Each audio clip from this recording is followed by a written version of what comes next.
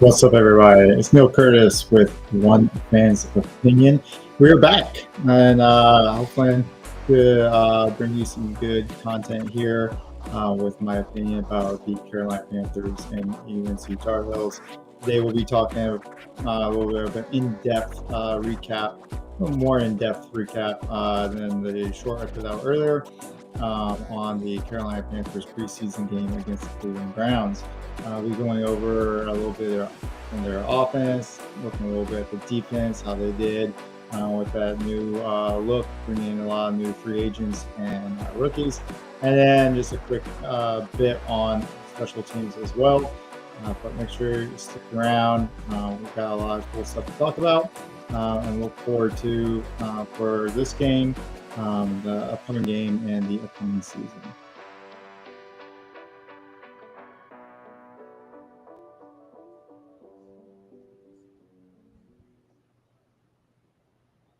Hey, what's up, everybody, and welcome back.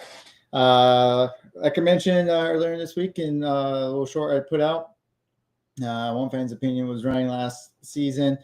Kind of hit basically a spot in the Panthers and quite frankly kind of the Tar Heels schedule where things just were not looking really great. Wasn't really finding a lot of enjoyment in trying to put out podcasts. So kind of took a back seat on that and held that stuff behind. Maybe I'll pull this over so I can actually, it's been a while since I've done this. Just getting back into it, getting used to how we do this, how I like to try to do this. All right. I kind of taken some time off. The Panthers kept losing. UNC kept just like being inexplicably mediocre with a pretty decent talent pool. I get that they didn't, not the strongest in the quarterback room, but still I thought I had some potential to try to get some wins. And they would play a couple of tight games here and there, but it was just starting to get to a point where like it's very clear they're going to end up being about a 500 team, probably make a bowl game, probably lose that bowl game, and that's basically what ended up happening. So it's kind of got to the point where between trying to do this and the rest of my life, I just kind of put this on the back burner for a while, but hoping we're back. I'm back now. Hoping for some really good seasons. We'll talk some more about UNC, the football program, where they're at, some future episodes. I'm bringing in new head coach, Bill Belichick. That should be a lot of fun.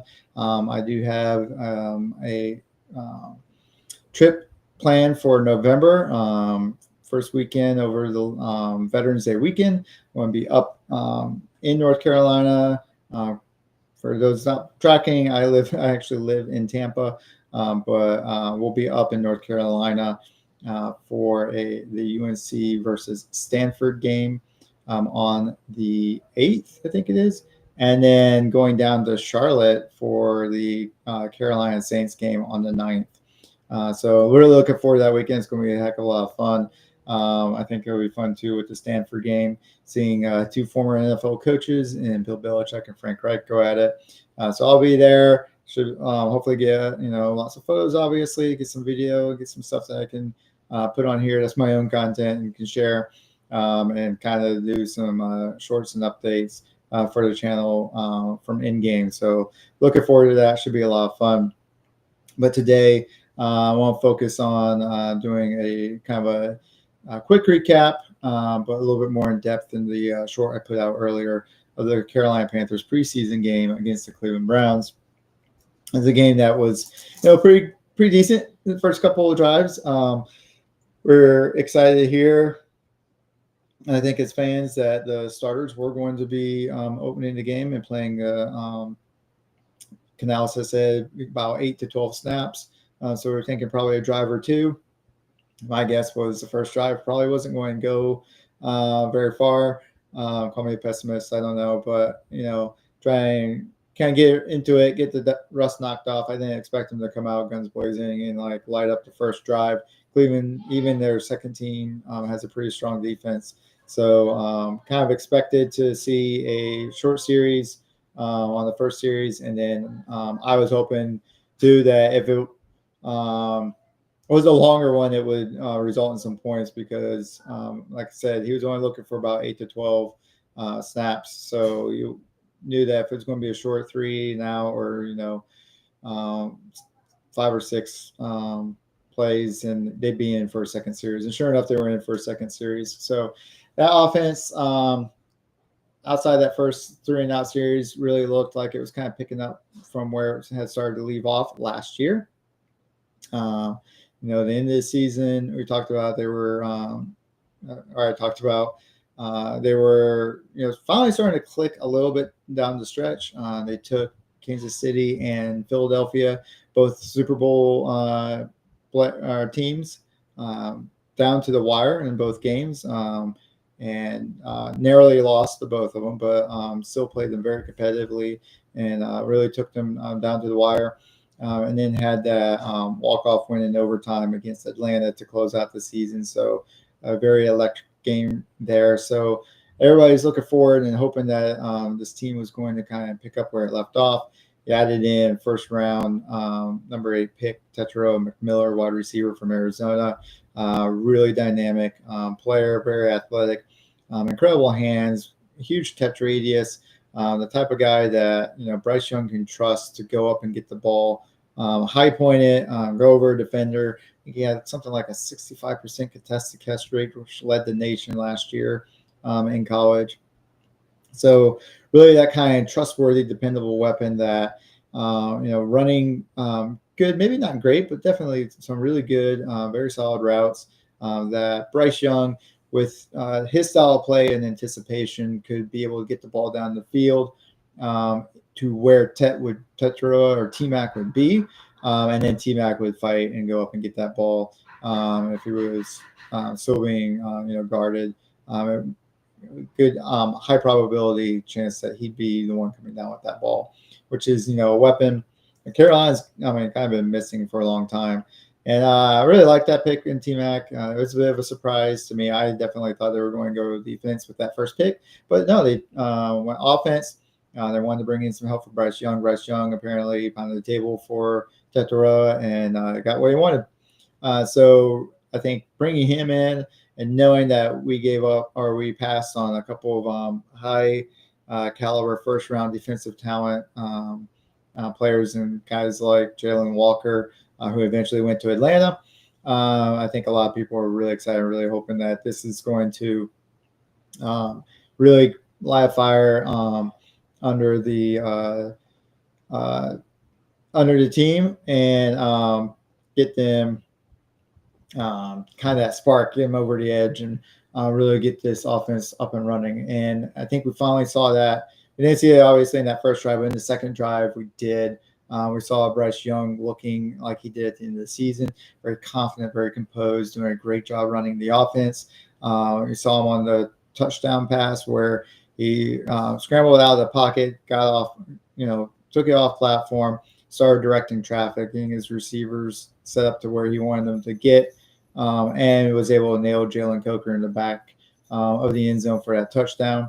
So just what we talked about and what we kind of expected from T-Mac, with a really nice pass down the right sideline for 29 yards where, Bryce Young knew the route, knew the path, knew where he was going to be when he was going to get there, and knew he just needed to get the ball into the right bucket. And sure enough, just dropped it right into McMillan's hand, caught it base almost like one-handed, really, with his right arm while fending off the defender. So really like exactly what we expected to see from Tetairoa coming out of Arizona, what we had seen from him for the past 2 seasons there, where he was that guy who's that kind of taller, a little bit bigger body, not big, but, bigger body guy who was great at fighting for the ball at the contested catch point. We also saw a little bit of what we expected from Tetairoa, being a rookie and being this being his first game and first like real live reps with Bryce Young out on the field when they did get down to the end zone before that Jalen Coker touchdown pass. Tetairoa had the opportunity to be the guy with the touchdown when Bryce Young, again, with that anticipatory throw, knew right where T-Mac was going to be, knew right where to place the ball, got it out quick because he knew, with such a short field that the pressure was going to be coming quickly and there would be pressure. So got that ball out quick, got it right on target to T-Mac, but T-Mac just not quite quick enough getting that turnaround. Just gotten his hands up, and so the ball just ricocheted off him. Wasn't able to like close around and make the catch for the touchdown. I think if he had, I mean, we'd be talking a lot more about him and his debut. But as it was, and as it was for a rookie, for him being a rookie, it wasn't really all bad. Although one of the other things that kind of a concern for Tetero coming out was I guess you'd call it like his sense of urgency, how hard he plays. I think through most reps, where he'll be when things maybe aren't going exactly right, and at the end of the second half, when the Panthers had the opportunity to put at least a little bit of a drive together, maybe put 3 points on the board. Andy Dalton was in at quarterback, and he had Tetero on the left side. I think he led. It looked, with the pass, like he may have led Tetero a little bit too much, but I think also Tetero just kind of came off the line a little soft. Didn't really push the defender. Didn't really try to push downfield. Break through the defender and get that burst down the field. Just especially like watching the replay, it just did not look like there was that like, hey, I am going to go out here and win this rep and push through and get down. To get this, it's almost like, hey, it's in the first half. It's a preseason game.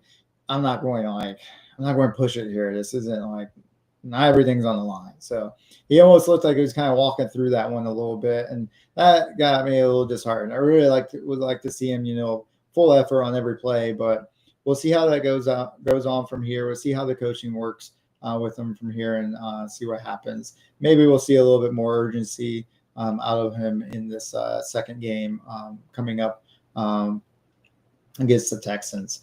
Jalen Coker, though, talking about wide receivers and talking about that touchdown, had a really nice game. Only 2 catches on the stat line, but overall was actually doing really well. Played a lot through the game. You can definitely tell he is not taking this for granted. He is going to do everything he can to make it easy for the coaches to decide to keep him on for that 53-man roster. You always talk about when you're in competitive situations, when you're up against other people, you want to make it so you are the clear-cut top of that pack. Like, it's, you don't want to be that guy who like drops into the decision zone. Like, okay, who are we going to keep? Who are we going to cut? And like start stacking up, who's got what over the other person. You want to make it clear you're at the top of that pack. And Jalen Coker did a lot in this game, I think, to show that he is in the top third of this pack. He is not, a last man in type of player, and he is going to be, that third or fourth option, not the sixth or seventh option. So did a lot there. Reading his QB, played hard. Kind of like I mentioned, unfortunately not for Tetero, but for Jalen, definitely played hard through all of his reps. Had that really nice one-handed grab down the right hash that unfortunately got called back because of an offensive line penalty. But overall, had a really good night, I thought. Like I said, only got those credited for 2 receptions. If that penalty hadn't occurred, would have been credited for at least a third. And he'd be the guy down here at your ticker line with a touchdown, 3 receptions, and probably somewhere in the neighborhood of 50 or 60 yards on the night. So maybe right up there, competing for that number 1 spot. So something to keep looking forward to, I think, for this offense going forward, be up against the Texans. I think I've seen where Canales does plan to get the first team out there again, probably for another 10 12 reps, so looking at about 1 or 2 series. Depends on how that first one goes. If they can put together a nice sustained drive, he may not bring them out for a second series, so we'll see. But we'll get to see them out there again. They'll get some more reps, get some more time together, get some more familiarity, get some real game time speed opportunities out there together, and that'll be I think a good time for them, and we'll get to see a little bit more of how well this offense is coming together. Outside that, the rest of the offense, second team, definitely throughout the rest of the game, though, they got that first touchdown, in the beginning with the first team, second team from there, though. With the exception of a couple bright spots, I think there's a couple good runs. We just talked about that Jalen Coker pass that got called back. With a few exceptions, there really wasn't a lot to go on for the second and third team guys. Like they just didn't seem to click right. They couldn't find the rhythm. Andy Dalton was out there. They got a stat line down there. He's 13 for 19. He was out there for the end of the first quarter, all the way until I think the beginning of the third quarter. Played about halfway through that, and then Jake Plummer came out to finish up the game. He was able to lead a field goal drive at least, which gave Ryan Fitzgerald the opportunity to kick a 32-yard field goal to close out the game with just under 2 minutes left. So, capped it off with that, but otherwise just not a lot of bright spots from the second or third team offense. So a lot of guys who are going to have to work hard, make sure, like I said, they're in that high enough crop to make it into the 53. Outside after that, defense. So you can definitely tell this is a defense that's learning together, growing without their two top stars, Derek Brown, J.C. Horn. J.C. Horn, of course, being in a car accident earlier the week. I think it was on Wednesday or Thursday. Injured his hand and got stitches in his hand, so he's going to be out. Definitely, or he was out definitely this game. Maybe out for the Texans game as well. We'll see how that goes. Honestly, I don't think there's any need to really warrant putting him in just now. And talk about that in a minute. Derek Brown still so Derek Brown back from his Achilles or his meniscus tear from last season, but that seems to be all healed up. Seems to be good to go on that. But he did have, I think it was a problem with his shoulder or with one of his arms. So held out for this game for a little bit just to let that not aggravate or bother that any. But I probably expect to see him here to play a little bit in at least one of these upcoming games. Still, this team with their new influx of free agents, you got Bobby Brown III, Turk Wharton, and I've lost his name all of a sudden. Along the defensive line, we brought in Pat Jones in a second as well. Sorry, let's see if I can bring it up quickly. What's the draft picks? No more draft picks.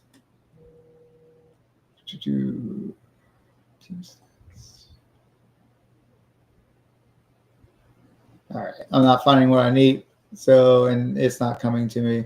So,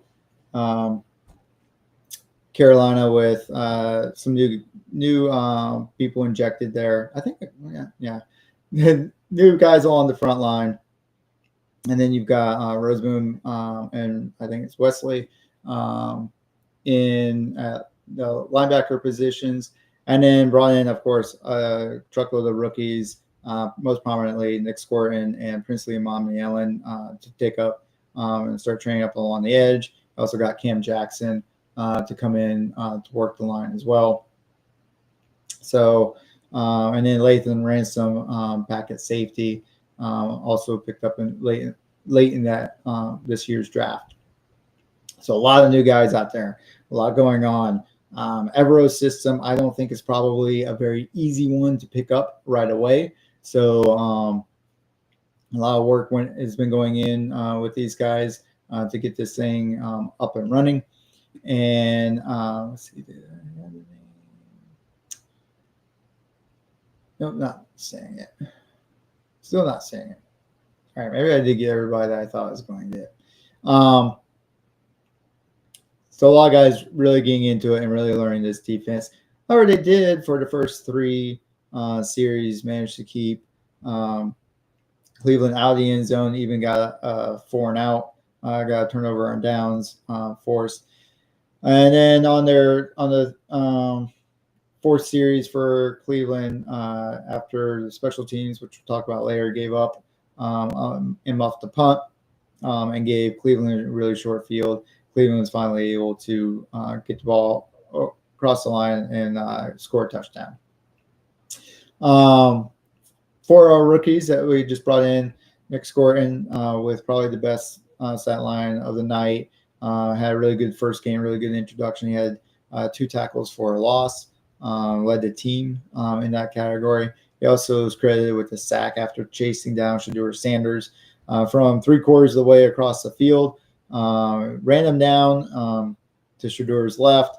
Shedeur was able to put a little move on him, but Scorton was able to change direction and then run him down, like I said, from the left hash all the way over and run him out of bounds before Shedeur could get past across the line of scrimmage.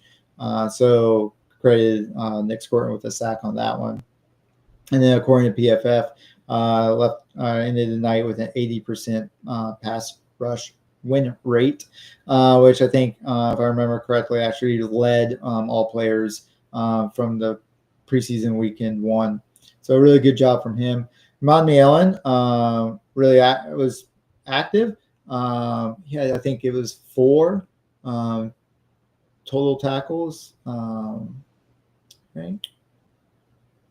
Where'd you go? Remind me. 3 total tackles. Sorry, with 1 solo. So 1 more tackle than scoring, but none behind the line, none for a loss, no sacks for a guy who's kind of brought in for a pass rush role, but did a pretty decent job of helping to set the edge against the run. So, again, for a rookie in your, first NFL game, at full game speed, these 2 guys, second round, third round picks, really played well, I think. And hopefully we can see a lot more from them in this next game.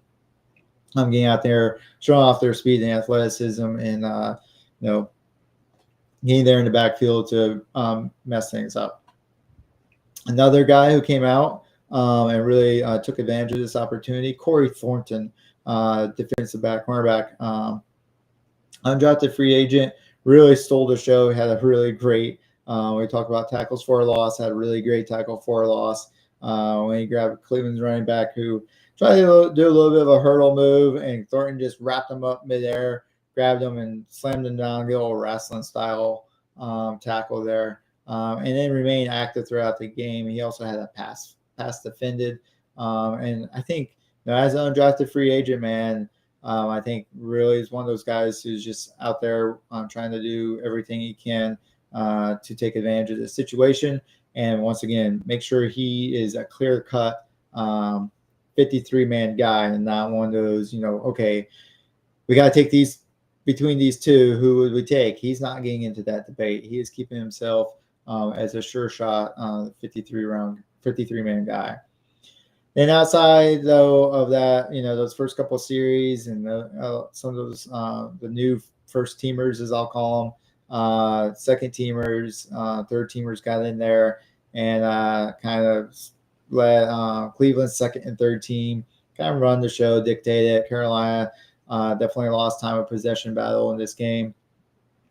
And, of course, giving up to 30 points, not great. I know it's a preseason game, but still you don't want – after a season in which you gave up an average of, I think it was 31 or 32 points a game, you don't want to sit here and do this, see 30 points on the scoreboard again, especially when you're talking about the second string of Cleveland. Let's see. Yeah, points again. Yeah, exactly. So, oh, no, that's for 2005. That's in 2004. Give me 2004, man. So hope to see, these guys pick up and come together a little bit better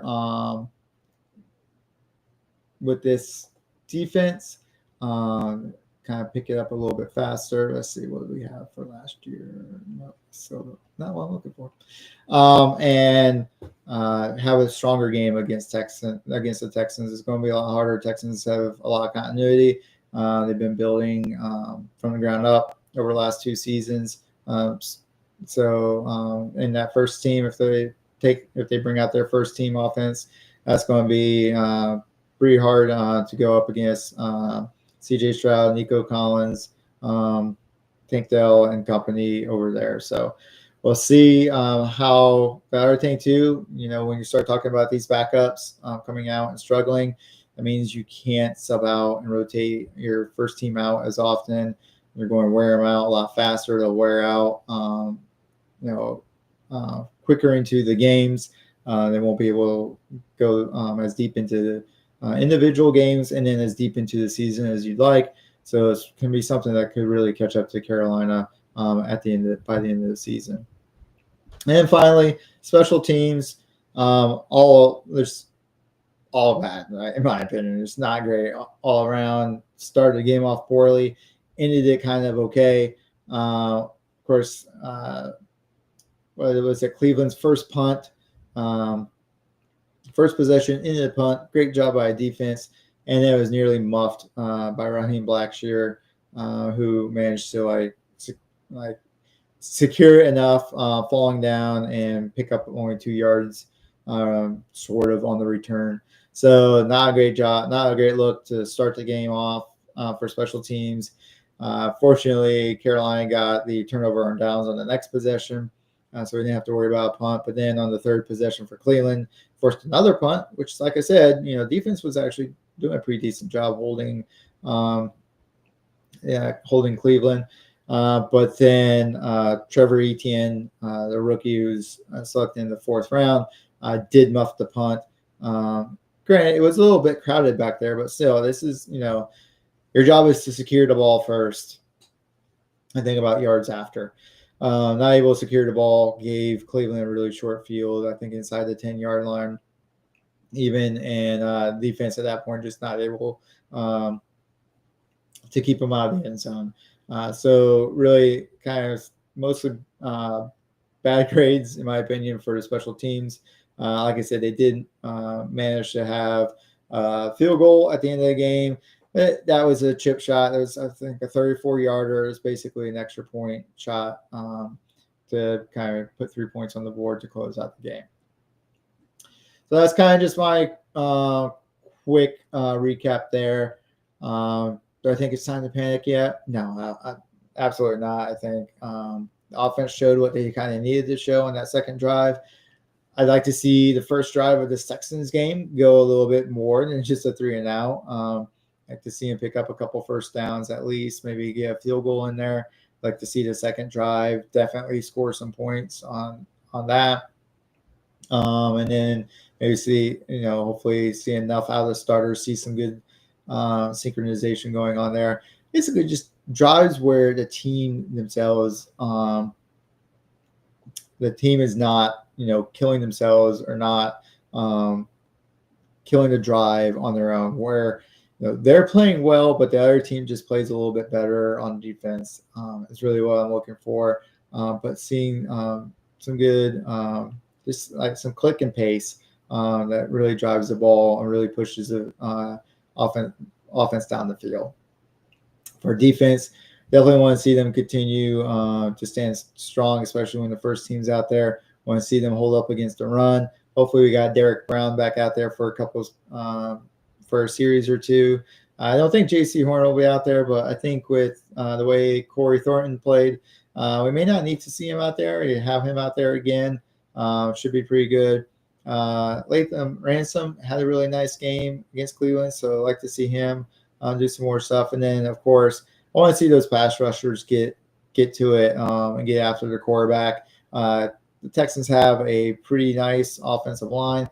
It needed a little bit of work last year. It wasn't doing well, so they went out, revamped it in the offseason. So I think this will be a little bit of a tougher test. Cleveland's got a good O-line too, but it's on its it's starting to age and starting to be on a little bit of a downswing itself. So whereas the Texans, I think, hope for their sake, hopefully it's a little bit more of an ascending line. So we'll see how this pass rush attacks and gets after a newer offensive line, but one that's been specifically focused on to improve this offseason. And then obviously, we want to see this return game start to come together. I want to see Jimmy Horn back there a lot more. I want to see him try do his best to do some damage. I like to see him do a little bit of damage there against the Texans. Get a couple good returns in. I'm looking for TreVeyon Henderson coming back 100 yards for a touchdown, but I really want to see him put some yards on the board and get that going there. Let's see what else I have. I think that's about it. Like I said, looking at the Texans this Saturday, the 16th. It's going to be at 1 in the afternoon. So make sure you have it on record or something if you're going to be busy this afternoon. But definitely, I am looking forward to seeing this game, seeing how this plays out. I hope you guys are too. Hope to be able to stick with this a little bit better. Well, like I said, I would like to see. Plans are to probably put out a Carolina Tar Heel podcast next week, and then another Panthers podcast as well. So hopefully maybe one of each week going forward. Mentioning the Tar Heel UNC. I think it was first day of classes this week, or definitely students moving on campus this week. First day of classes might be Monday, which means in a couple weeks. 1st September, we'll be playing some Carolina football, and we'll get to see Bill Belichick in his coaching debut and see how they stack against TCU, who is a pretty decent team. Looking forward to seeing that. So I'd like to get a couple episodes in just to kind of talk about some of the Tar Heels off-season moves. Again, bringing in Belichick, but also the transfer portal roster he was able to bring in, and how he's able to kind of close out and wrap up the 2025 recruiting class and some of the new folks he brought in.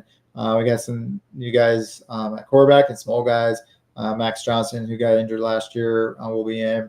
So should have at least 1 or 2 episodes for UNC before they get their season kicked off. And then I also want to do an extra episode once the preseason games were wrapped up for the Panthers, kind of looking back at all the offseason, how the preseason went, how training camps, how the draft and free agency went for them before we really get into the regular season for the Panthers.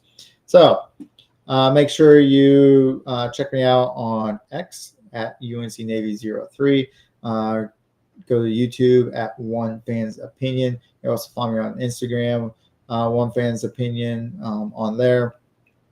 Make sure you do, all the stuff, the like and the subscribe. And then just remember, this is just my opinion, or you can like it, you can hate it, but really in the end, it's just my opinion. So be sure to be kind, be respectful, and make good decisions. I will see you guys in the next one.